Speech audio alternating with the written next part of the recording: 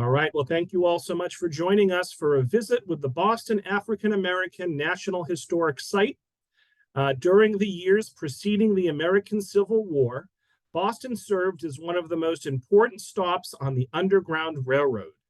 Did you know that many of the fugitives escaping from enslavement came to Boston by stowing away on ships from southern ports?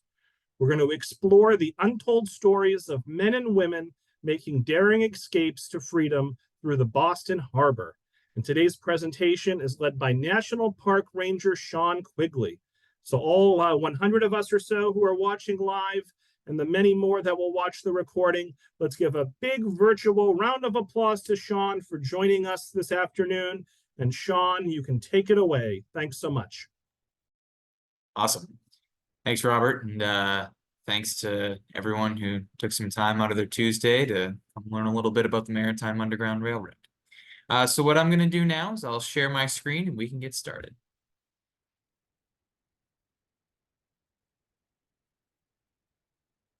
All right. So again, thanks everyone for taking the time here today. So as Robert said, over roughly the next 35 or so minutes, we're going to be talking about something that may not be as familiar. Definitely was not to me, except for, kind of some in more recent years due to some studying and exploration and into this topic. But we'll be talking about not only the Underground Railroad, but more specifically the maritime aspects of the Underground Railroad right here in the city of Boston. So what you're looking at right now is a painting done by a man named Henry Fitzlane, and it is an image of Boston Harbor in the mid-19th century. So, 1840s, 1850s. And this image is not the image that I know that I had in mind when I first started working for the National Park Service and thought about the Underground Railroad. When the Underground Railroad came to mind, when I heard the term, what was more familiar to me and what I associated with the Underground Railroad was more an image like this one. Harriet Tubman, leading enslaved people to their freedom, traveling at night, through the woods, going to safe houses, following the North Star. A lot of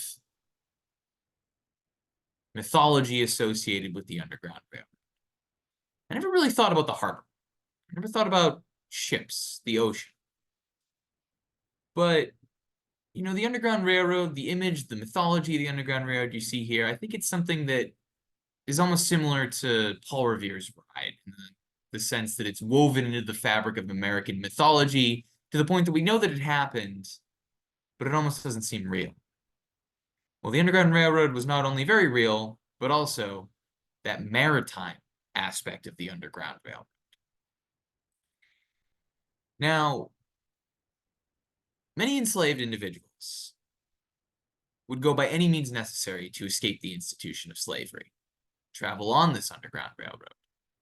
The people who are using these overland routes, who are going through the woods, they're often doing it at border states, places like Kentucky, where you can cross the Ohio River into a free state. But for enslaved people who are on the coast, especially further south along the East Coast, say in Wilmington, North Carolina, or Norfolk, Virginia, the easiest way for someone to escape would actually likely be via ship, getting on board a vessel and heading north to a port city and also to freedom.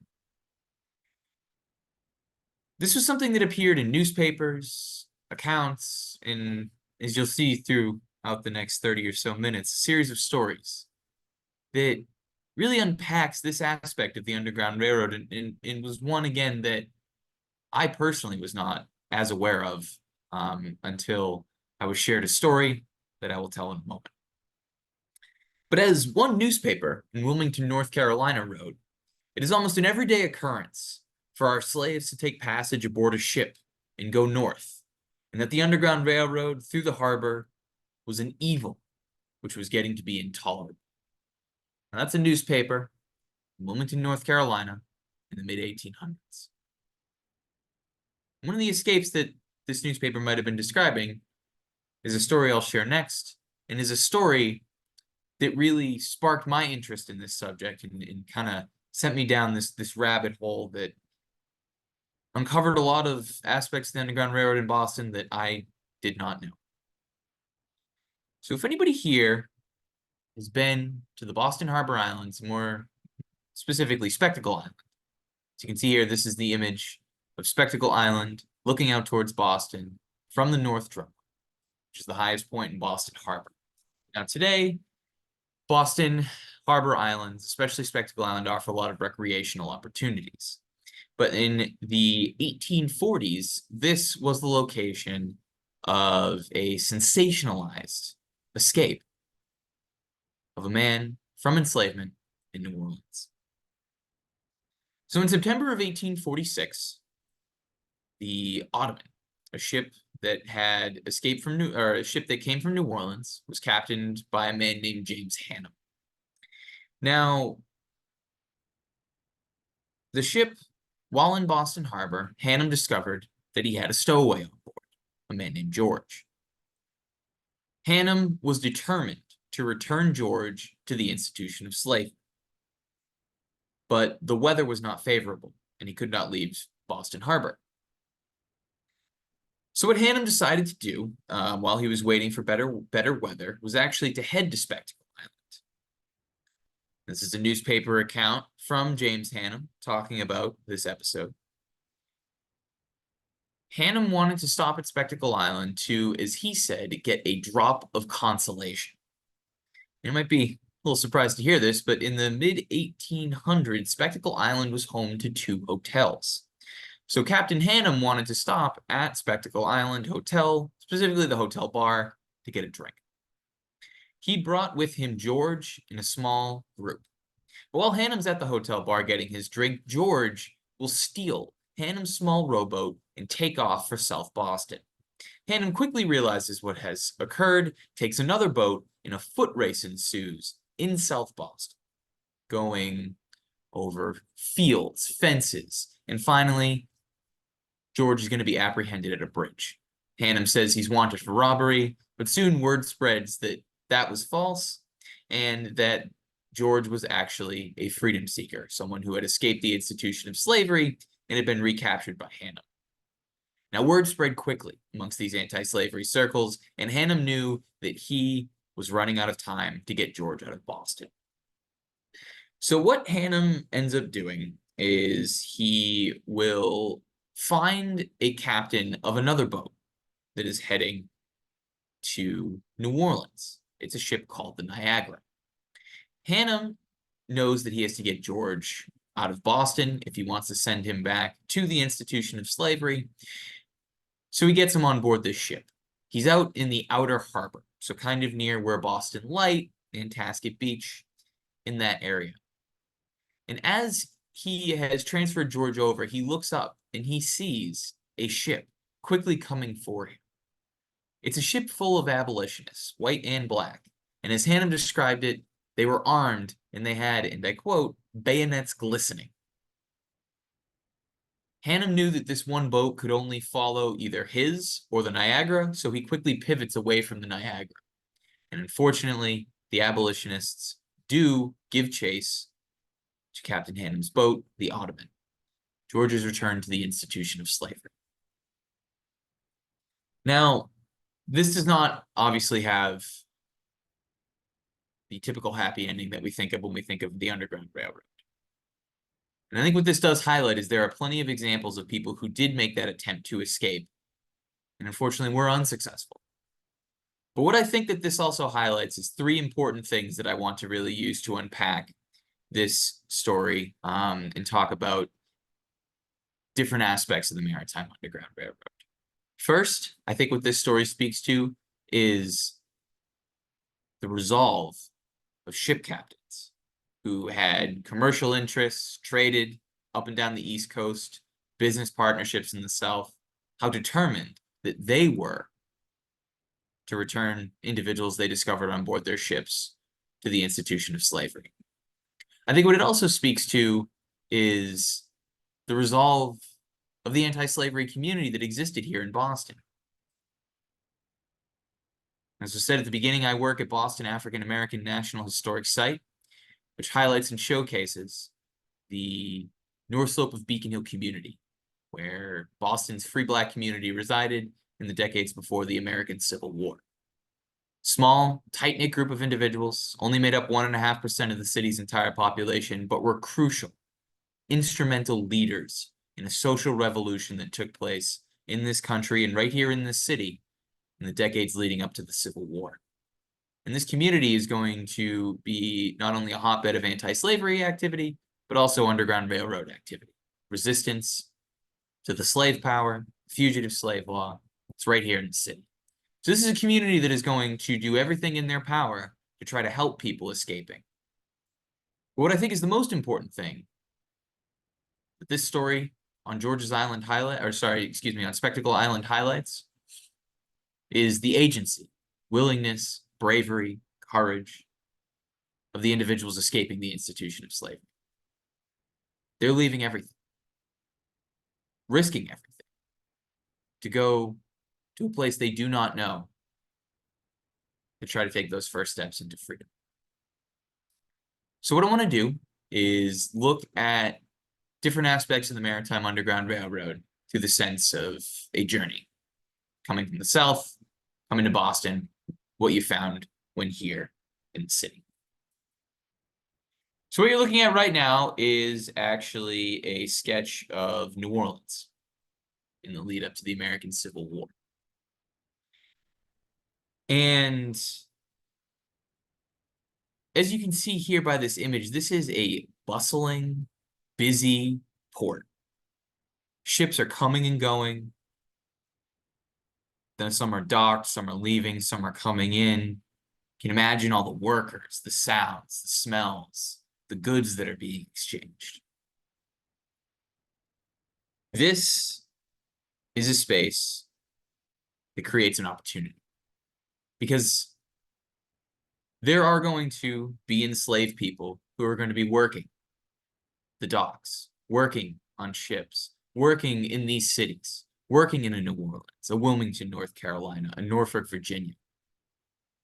And what it does, as one historian did say, was talking about the maritime culture.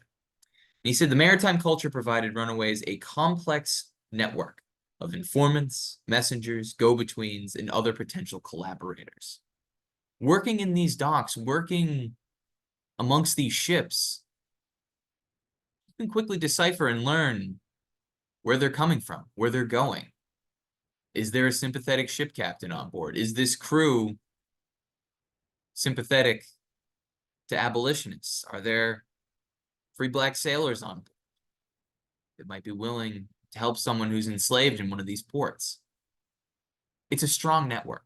It's invaluable information, and it's also an opportunity. It's the quickest way to get from one of these further southern ports to a place like Boston. For example, I know I've mentioned Norfolk, Virginia a couple of times, and I'll come back to that, as well as Wilmington.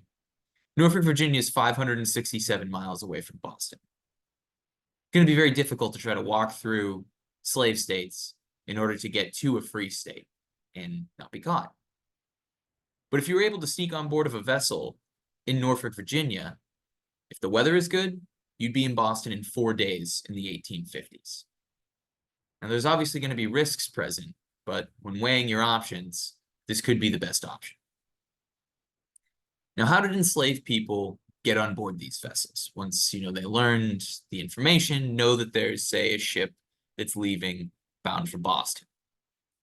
Well, looking through accounts, records, letters, narratives, memoirs, etc., you see a couple different ways. You have enslaved people that might find a sympathetic ship captain who is going to allow someone to come on board the vessel. Might find a sympathetic crew. Maybe unbeknownst to the ship captain, but the crew might be able to hide someone on board. Might be able to bribe people, ship captain or crew. In some instances, money talked. Allowed you to get on board. And finally, might just sneak on board yourself. We have instances of that as well, where people, unbeknownst to captain or crew, snuck on board the vessel in the hopes that they would be able to escape when arriving in the city, the destination of that trading vessel. And there's going to be people constantly coming and going because, you know, in the 19th century, the Atlantic Ocean and the Eastern Shore, that is going to be your highway. That is going to be where you have, you know, trains are relatively new, but the ships, the commerce, again, with that constant movement, you have that opportunity. But getting on board these ships, you know, you're not staying in a first-class cabin. You snuck on board yourself, or, you know, you're on board unbeknownst to the captain. Likely going to be staying in small, tight, cramped spaces, carrying what little provisions that you could on your back. You know, there's one instance of a man who escaped and stowed away on a ship by quite literally hollowing out a bale of cotton and staying in that on the journey north. And there's obviously great risk in making this attempt. Bad weather, shipwrecks. And then there's, even if you get out of the harbor, because enslavers do not want their enslaved property to escape, and will go to great lengths in order to prevent successful escapes. This is a sketch from William Still's Underground Railroad book, and as you can see here, mayor and the police of Norfolk, Virginia, searching a schooner before it even leaves the harbor. There are instances of enslavers smoking out vessels to try to quite literally make people that might be hiding on board the ship come up for air. And then when caught, enslavers, or sorry, excuse me, and when caught, enslaved individuals as well as ship captains operating those vessels could face serious punishments, consequences. Now these two images, they're both photographs. So on the right, you have an image of a man who successfully escaped enslavement by the name of Wilson Chin. And this is a photograph where he is, you know, free at this point, but he's showcasing through, you know, the power of photography, the different tools that enslavers would use to prevent people from escaping. Cruel, inhumane. You look at these, like this collar he's wearing that would have bells on it, these metal brackets for the legs that wouldn't allow you to bend your knee to run. You know, again, these cruel, inhumane punishments. And obviously, if you're enslaved and you're caught, you could be beaten, whipped, be sold further south, separating from family members, friends. The consequences are extremely brutal and grave. You also have here on the left, this is a famous photograph called The Man with the Branded Hand. The man's name is Jonathan Walker. He's a ship captain from the Cape Cod and I believe Harwich, if I'm remembering correctly. And what he does is he is assisting individuals to escape on his ship. He's caught. As you can see here, his hand, he's actually branded SS for slave steal. So consequences were much graver for enslaved individuals, obviously, but, you know, did affect those aiding those individuals as well. But despite all these consequences, people still escaped. People, tens of thousands of people, still made this journey north.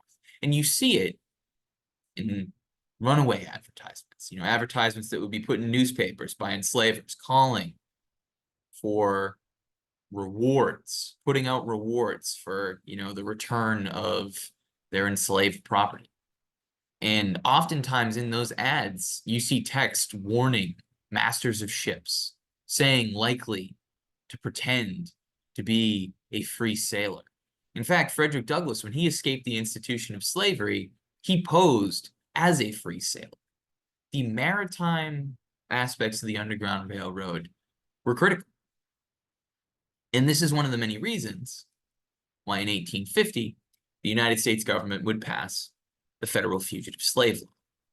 Now, this is a law that is a part of the Compromise of 1850, which allowed for United States Marshals, government agents, to come into any northern state or territory and essentially kidnap people, re-enslaving them. What the law also stated was that if you were caught harboring an individual inside your home, operating an Underground Railroad safe house, you would spend 6 months in prison, pay a $1,000 fine. $1,000 in 1850 is about roughly $38,000 in today's money. You could also be deputized on the spot. That's what that meant. Is if I was walking around minding my own business, someone came up to me and told me I need to help them, this federal marshal, I need to help this marshal arrest somebody, and I said, I'm not going to do that, I could be arrested for failing to comply with the Fugitive Slave Law. So that naturally is going to scare a lot of people, but what it does not do is deter individuals from continuing that escape and coming to places like Boston. After the Fugitive Slave Law, there is dozens, hundreds of examples of people still making that escape, still doing it via the Maritime Underground Railroad. And the resolve and willingness of individuals escaping via ship, coming, is inspiring. What you're looking at here is a newspaper talking about, as you can see, an escape of a fugitive slave from a vessel in Boston Harbor, electrifying the city. A man by the name of Philip Smith came from Wilmington, North Carolina, stowed away on board, and was discovered. Now, where he is discovered on board is going to be in an area that is known as the Narrows, which is right next to Lovell's Island and George's Island. Now, it's December, and abolitionists, though, got word that there was a freedom seeker on board a ship who was locked up because the ship captain put Philip Smith under lock and key. The abolitionists tried to board the vessel, but when they did, the ship captain said that Smith was gone. During the middle of the night, Philip Smith picked the lock, ripped up a small plank, and jumped overboard in December, swam from the vessel to Lovell's Island, which you see here, was able to hail a passing ship, make his way into that free black community on the north slope of Beacon Hill, and eventually found his way to Canada, where he remained free for the rest of his life.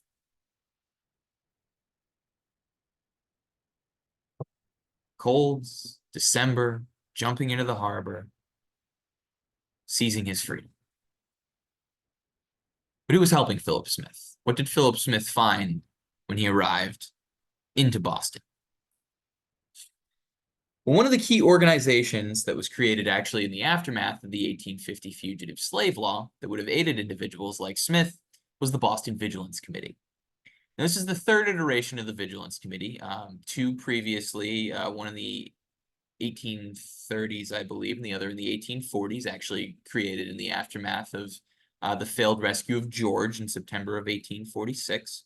This organization you can think of as one of the financial backbones of the Underground Railroad in Boston, reimbursing people for harboring individuals inside their homes. And this organization is an interracial group that's fundraising, and as I said, reimbursing people for operating Underground Railroad safe houses. But not just reimbursing them, for harboring individuals, it's for food, clothing, shelter. And we don't really know why they did this, but they did keep meticulous financial records. As you can see on the right, that is the first page of the Vigilance Committee records. They are free and available online. But the records not only help, give us invaluable information about the Underground Railroad in Boston, they also help us understand a little bit more about the maritime aspects of the Underground Railroad. So you're looking at right here, this is a photograph of Austin Bierce, a man who was born in Barnstable, Massachusetts, and would dedicate his life following 1840s, 1850s to fighting within the Boston Vigilance Committee and fighting against the institution of slavery.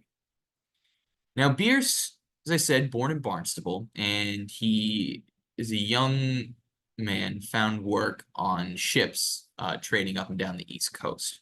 And through this, he actually interacts, with Southern states and therefore with the institution of slavery. And he gets a, firsthand, firsthand witness to the atrocities and horrors of the institution of slavery.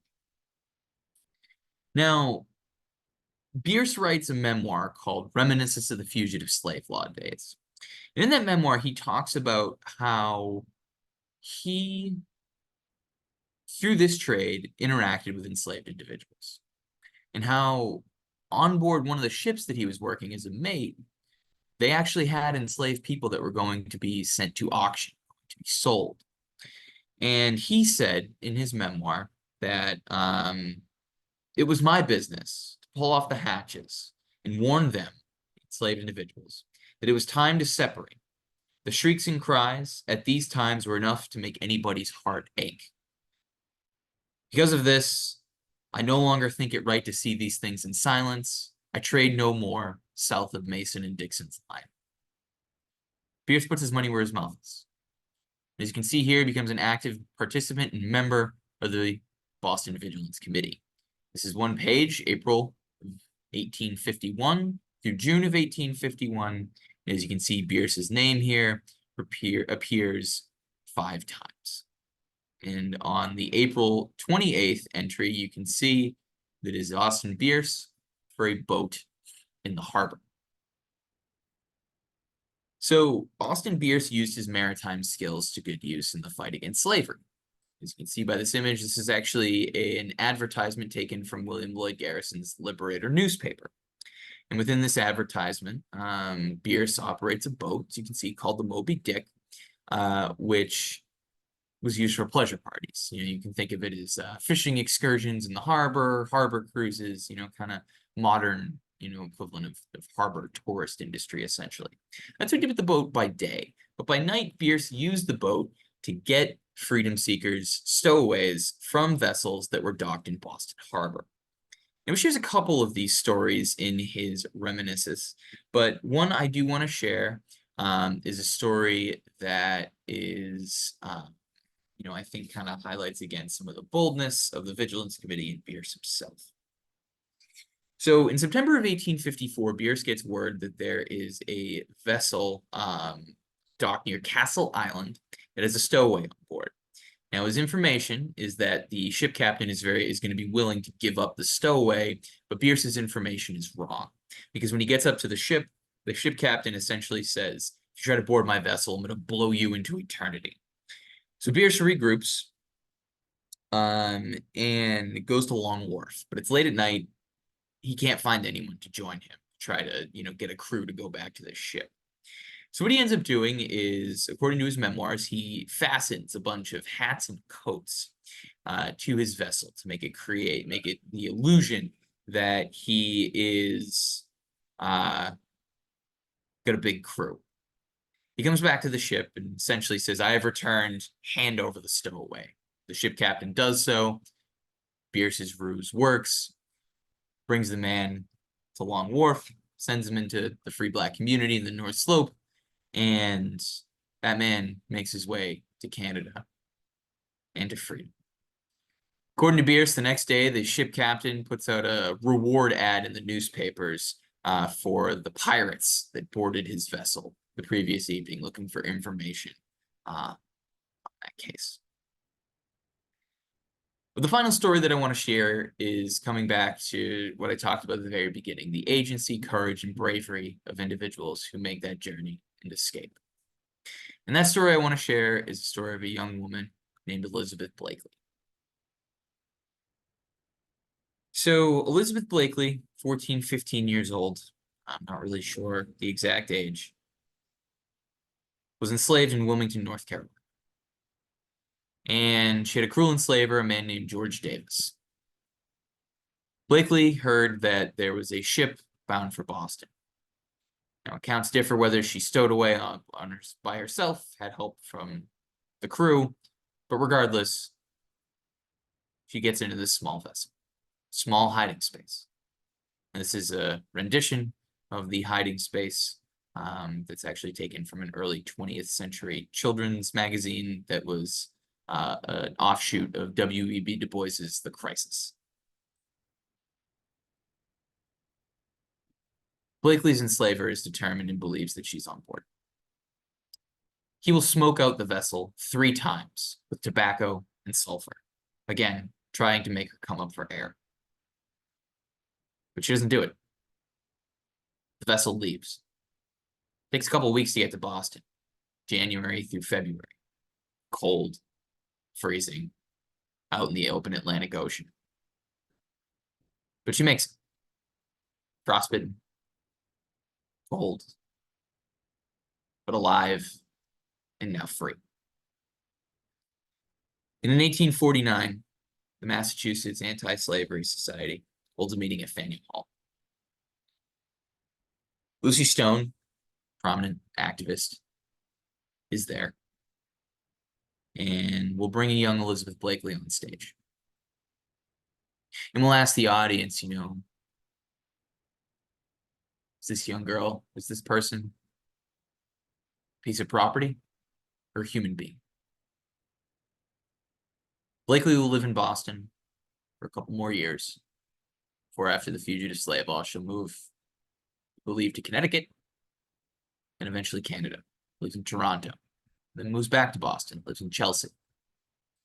Is actually able to come back to Faneuil Hall, 100th anniversary celebration of William Lloyd Garrison's birth in 1906.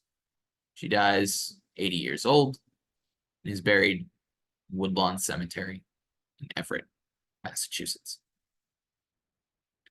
And with Elizabeth Blakely and her story, later, after she had left Boston, Wendell Phillips, prominent anti-slavery activist and leader, will recall that he was talking to Elizabeth about this, about her escape, and about when the vessel's being smoked out. And she told him that in her mind, she had 2 choices: liberty or death. Now, Elizabeth's story, again, is one of many. Elizabeth Blakely, Frederick Douglass, Philip Smith, George, countless others. Individuals who risked everything, and despite overwhelming odds, severe and grave consequences, they made that attempt to seize their freedom.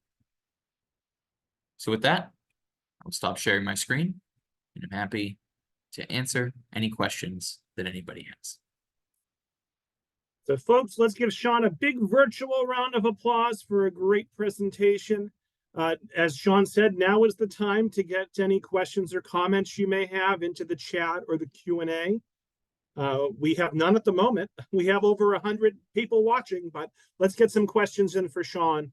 And Shawn, while people are getting their questions in, I wanted to ask you, semi-related to everything you just discussed, but what is your interest in the topic, and why did you become a National Park Ranger?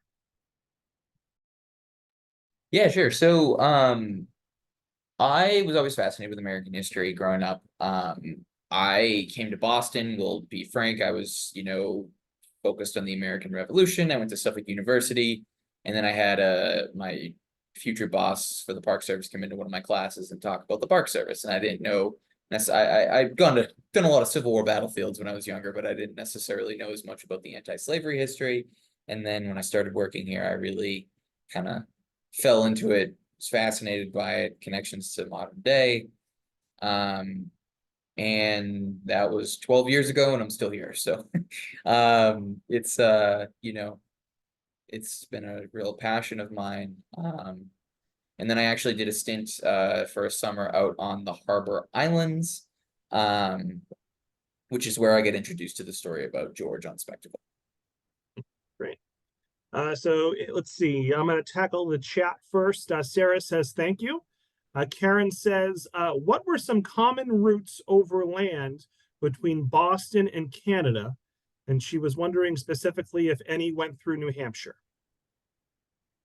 Yeah, so there would have been some that, would have gone through New Hampshire. I think, again, it's kind of, whenever you study the Underground Railroad, it is a little hard in the sense that it wasn't a legal activity. And then, there becomes kind of like the memoirs from the 1880s and 1890s where everyone's grandparent or dad's home, was an Underground Railroad SAFO. So it's kind of like sifting through and figuring out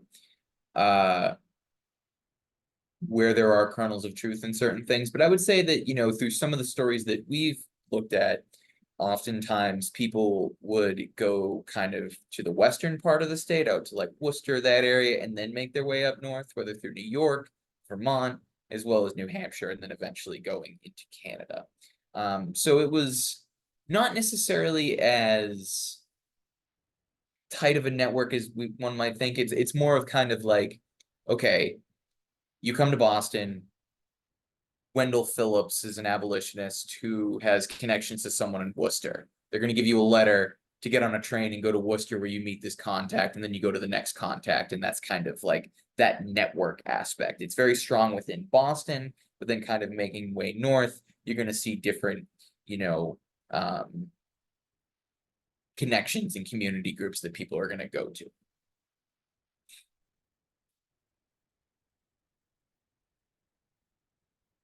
I'm muted, sorry. Let's see here. Claudia asks, what percentage of successful escaping slaves used ships instead of land? Great question. One we often get when we talk about this, and unfortunately, I don't have a very good answer for you for exact percentages because we don't really know how many people successfully escaped via the Underground Railroad, again, being that illegal activity. But what I will say, like within Boston, we think of there's some very famous fugitive slave law cases that occurred in the city. There's the arrest of Anthony Burns, Thomas Sims, Shadrach Minkins. And they all escaped via ship.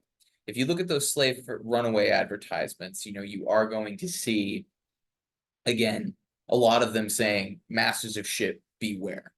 And I would say that the percentage wise, where you're seeing escapes coming from depends on where you are geographically. So like if you're looking at that East Coast, I'd say that you're going to get a much higher percentage, especially the further south you head, of more people escaping via ship. Whereas if you head more further, kind of west, where you're on those border states, it's going to be easier for people to escape, by, again, just kind of crossing the border into a free state. A notable person in the community here in Boston was a man named Lewis Hayden. He, his wife, and her young child, Joseph, escaped by crossing from Kentucky over into Ohio, just crossing the Ohio River. So it definitely depended upon where you were geographically. And then there's even a whole, I haven't read it yet, but there's a whole book talking about enslaved individuals escaping by going into Mexico and heading further south in those kind of southern states. So, we think of the Underground Railroad again as that Harriet Tubman, again, escaping via night, but it's really a whole network of people that are, looking to escape and seize their freedom in any way possible. You're muted, Robert, sorry. Did it again. Tracy asks, can you recommend any reading materials, such as books and articles, and where we can find them? So any recommended reading on this topic?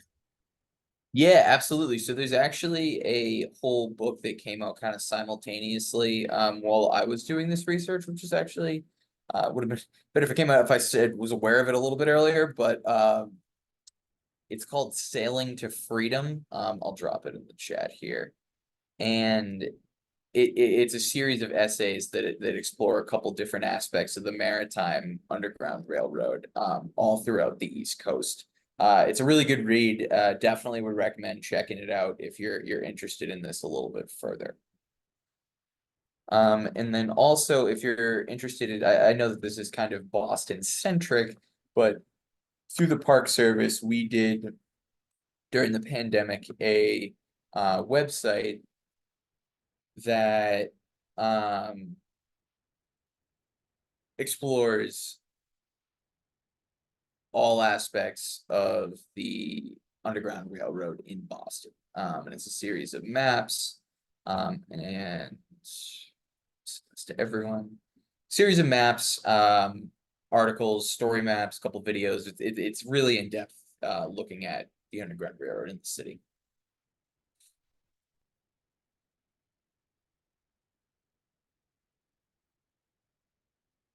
I'm sorry, Robert, you're muted. That's okay. And now we're flooded with questions here. I have a lot of things going on around me, Shawn, so I'm muting All good, no myself. I'm worries, no forgetting worries to at all. unmute. I'm sorry. So Christine wants to know, do you know if any boats were associated with Salem? So were any of the boats used associated with Salem? So I don't have any off the top of my head, but I would imagine that there probably would be. Just because I do know that Salem did have a strong anti-slavery community. There were a lot of connections to Boston. It would not surprise me. But as far as direct examples and sources, I'd have to do more research into that. To what extent did abolitionists who helped people escape slavery overlap with those whose activities led to the Civil War?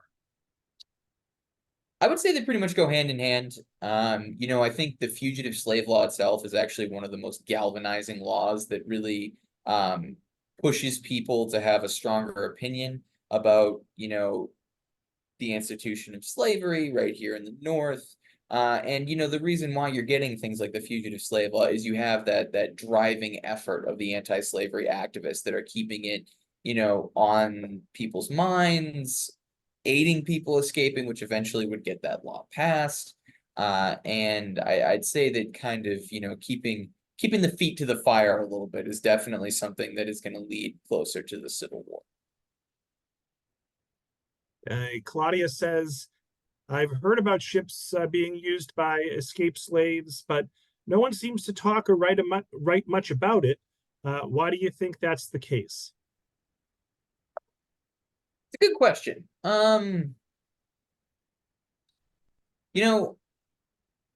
I think it kind of it looks at how and who gets remembered and what stories get shared.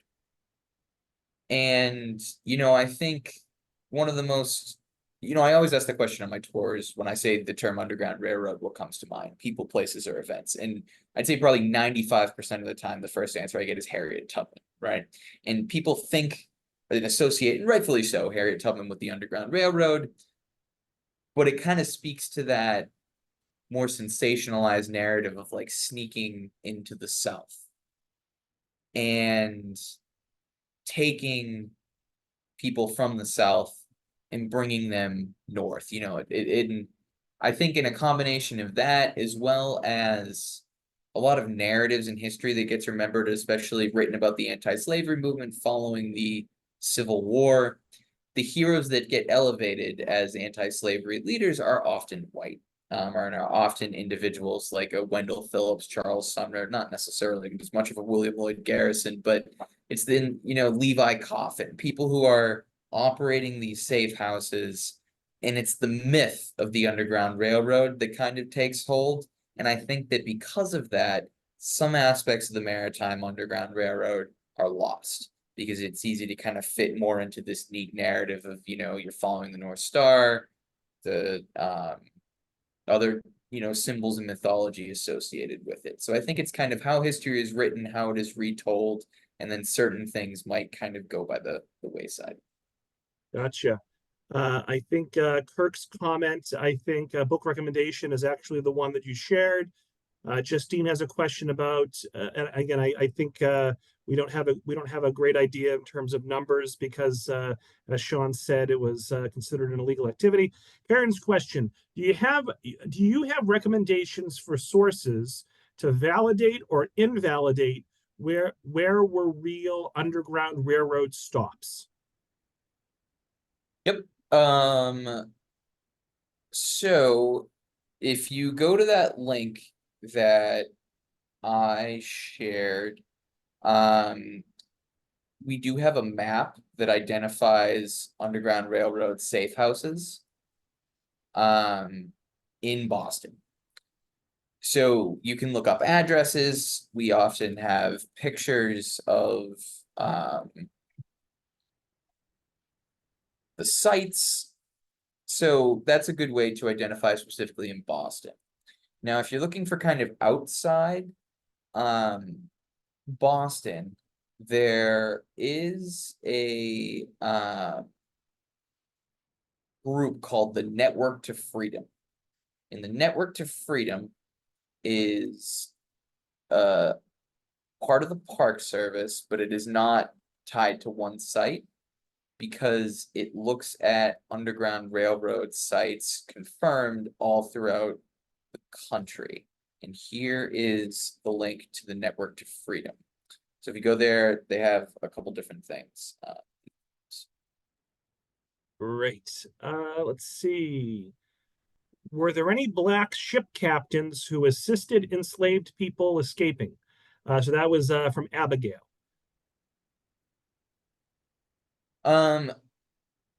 I would say specifically in Boston, I don't have any examples of it. And again, I kind of focused it on Boston. I see that some people are putting Robert Smalls in the chat, which I think is a great example because, you know, maybe not necessarily a ship captain in the sense of official title, but he masqueraded as one when he stole the Confederate gunner, the blockade runner called the Planter, which he then was able, through his knowledge of the harbor, navigate through a series of checkpoints run by Confederate soldiers, and then eventually turn the ship over to the Union Army, and he brought enslaved people with him. So, you know, that's a wonderful story that is definitely worth looking up. I know that Austin Bierce is going to work hand in hand with like Lewis Hayden, who's not necessarily captain of the ship, but he's able to get on board and help people escape. So I'd have to do a little bit more digging kind of outside of Boston to see if there are any specific black ship captains that were involved in this effort. But you know, the Maritime Underground Railroad was an interracial effort for sure. Claudia asks, clarification, what was used to smoke out a ship? So basically what people would do, as far as my understanding of it, was to burn tobacco or like sulfur. Basically just like have a controlled burn on the ship to fill the ship with smoke. Obviously not light the ship on fire, but smoke it where, you know, almost like, I don't know how good of an example, but like smoking meat, right? Where you have like coals, it's smoking, it's not necessarily like burning anything, but it is smoking and filling the ship with smoke to the point that it would be very hard to breathe. All right, so Shawn, now I'm going to jump over to the Q&A. Carol Ann asks, what was the final destinations for boats carrying slaves to freedom? So it kind of depended, you know, there's examples of New Bedford, Boston, really kind of like up and down the East Coast where you have like more prominent anti-slavery communities. So it's not necessarily like one specific destination, because often what would happen is someone who was enslaved might learn there's a ship that's going to one of these cities. I'm going to sneak on board this ship rather than a ship that's like grabbing everyone, taking them north. Because oftentimes you're not going to get like a ton of people trying to get on board. You might get like one or two people that are going to sneak on board, less likely to be caught or noticed. So it kind of depended on whichever port the ship was going to. Not sure you can answer this one, but Mary Jo asks, do you have any statistics about how many people did not make it to safety in comparison of those that maybe did? Want to get a sense of just how significant it was for those who made it to safety. Yeah, unfortunately, I don't have specific statistics about how many people have been captured. You know, I think it's also kind of thinking about how many, there were plenty of escapes that never even got off the ground, right? Where like there's plots, people are betrayed, cold feet, you know, whatever you say. There's a lot of deterrents obviously put in place to try to prevent this. In fact, Frederick Douglass himself actually had his first escape attempt kind of foiled before it even happened. So he ended up, you know, instead of going with a group, he went by himself. I can say that historians do estimate that roughly like 10,000 to 100,000 people successfully escaped. And I would say that if I were to give an educated guess, that there were many more attempts that failed than were successful. I know that's not an exact answer, but I would say that, yeah, there was more failure than success for sure. Kristen wants to know, what were the consequences of any women caught helping free slaves? What if they were parents with children? What if the children themselves were helping to free the slaves? What were the consequences for people helping free slaves? So you have instances of people being jailed, fined, physically punished and abused. So Lewis Hayden escapes, and the woman who helps him escape, there's two people, Delia Webster and Calvin Fairbank. Delia Webster spent some time in a prison.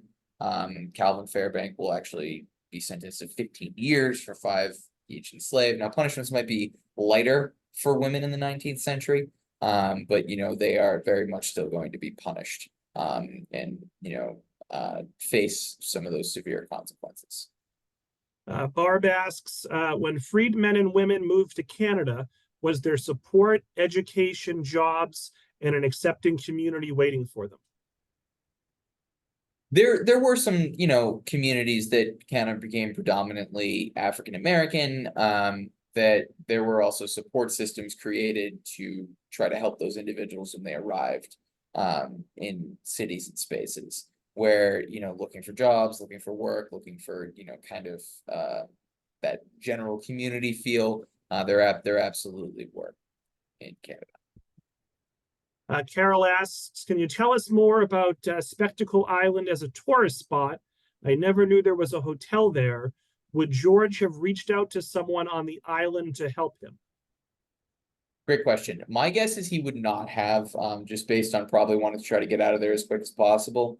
But Spectacle Island is just like a brief background. It has kind of gone through a bunch of different iterations. It was a horse rendering plant, and then it also became a landfill, and definitely was a part of the contribution to Boston Harbor being really disgusting.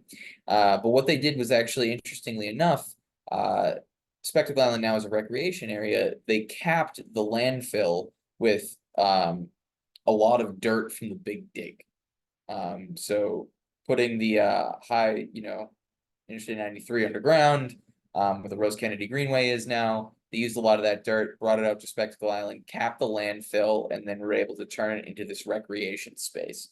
Where today there's a swimming beach, there's 2 drumlins, so kind of like, hills, if you will, you can walk up to the top of, a lot of hiking trails, and some great kind of recreation as well as solitude and good birding up there if anybody's into that too. So a lot of different cool stuff to do out on Spectacle Island today. We'll take a few more questions. Sandy asks, how did people along the route plan and communicate with one another to provide places in an age without any kind of electronic communication? Great question, right? And I think there's a huge kind of leap of faith, putting your fate into someone else's hands where you're trusting complete strangers that you do not know.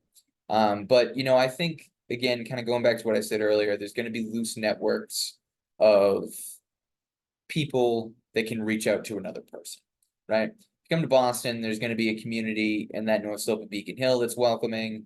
And then there's like the Liberator office, that's a site on the Underground Railroad where William Lloyd Garrison ran his newspaper out of, had a stash of things, good stuff that can be passed along to people who had escaped the institution of slavery.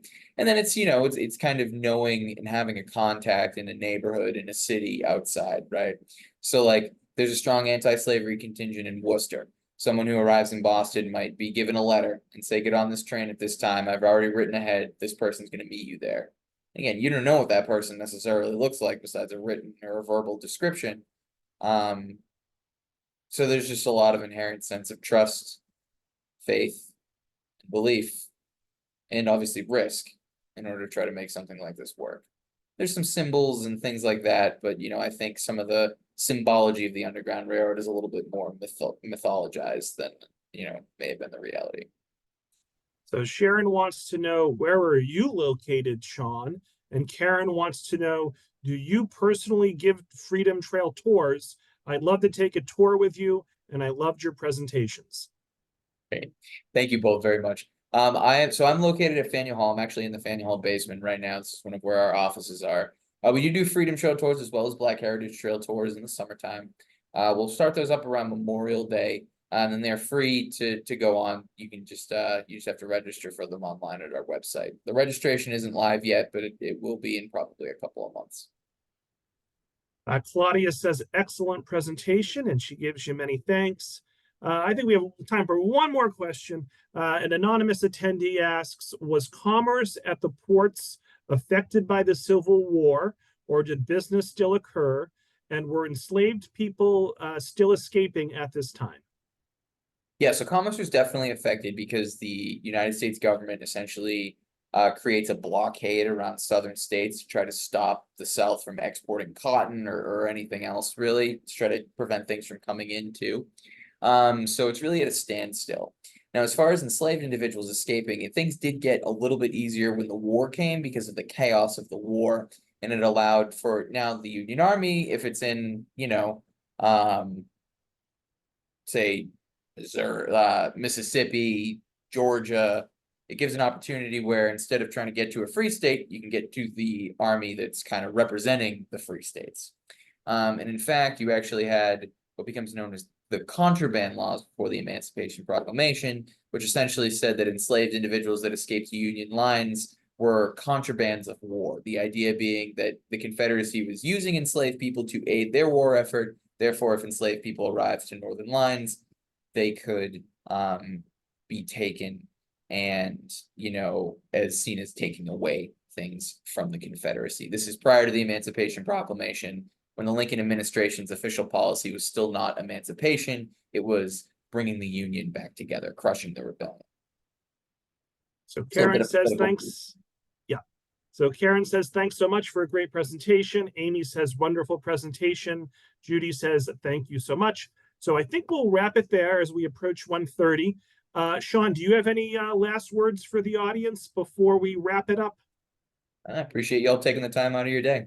Yeah. So folks, let's give Shawn one big last virtual round of applause. And for those watching live, look for an email for me tomorrow morning with a link to the feedback survey, a link to the recording, and information about some other upcoming programs that might be of interest.